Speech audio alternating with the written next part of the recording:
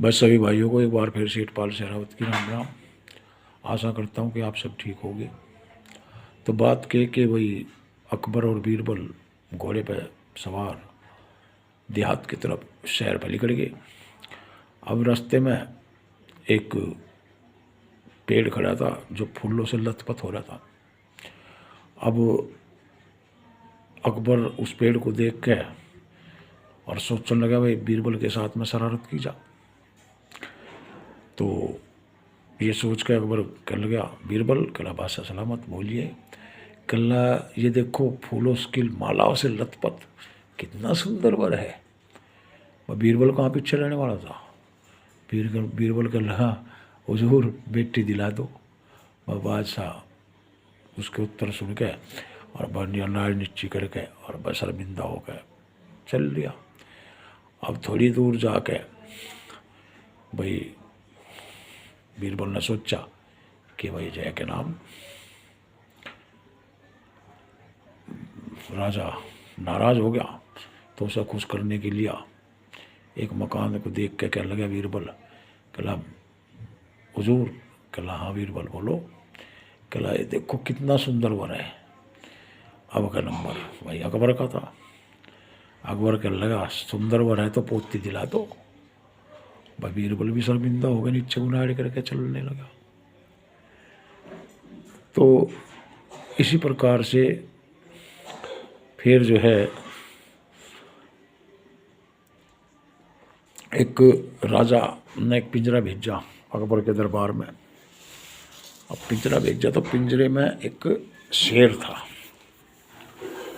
तो उसके साथ में एक लेटर था कि भाई अकबर बादशाह आपके दरबार में नवरत्न रहते हैं और उनकी बड़ी प्रशंसा मैंने सुनी है।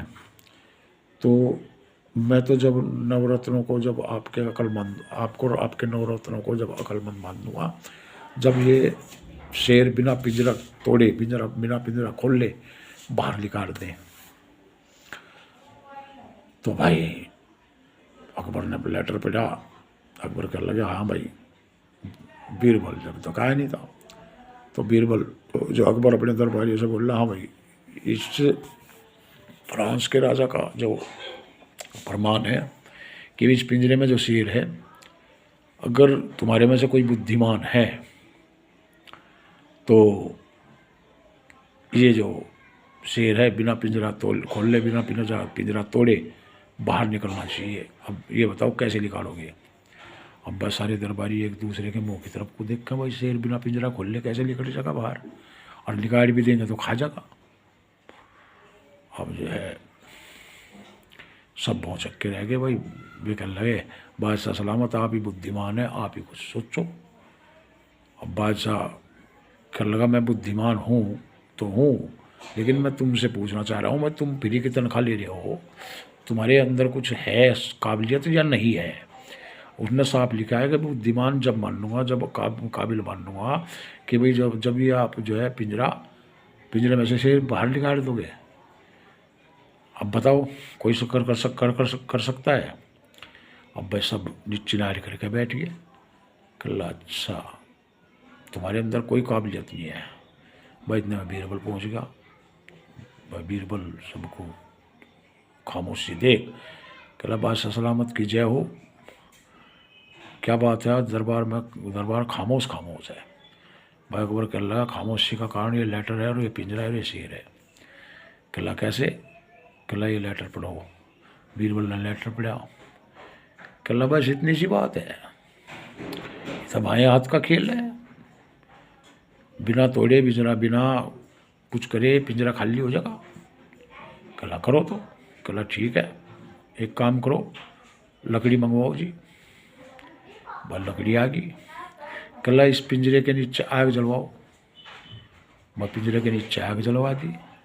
अब जैसे जैसे आँच लगी भाई धीरे धीरे वो मोम पिघल के और पिंजरे से बाहर फिर वैसा ही शेर बनवा दिया। कहला जी जैसा शेर यूँ था वैसा ही शेर बनवा दो। भाई जब बाहर भागी मोम ठंडी होगी तो वैसा ही शेर बाहर खड़ा कर दिया। अब फ्रांस के राजा के पास में भेज दिया, भाई ये है, और जो अपने राजा को कह दिया जाके भाई जो बिना पिंजरा तोड़े, और शेर बाहर निकाल दिया। तो भाई इस तरह से जो है राजा भी, राजाओं के जो दरबारी थे, राजाओं के दिमाग की परीक्षा लिया करते थे। ठीक है, तो ये सब बुद्धिमत्ता के कारण होया, और बुद्धिमत्ता के कारण ही अकबर बादशाह बीरबल के द्वारा करी गई बेइज्जती झेल लेता।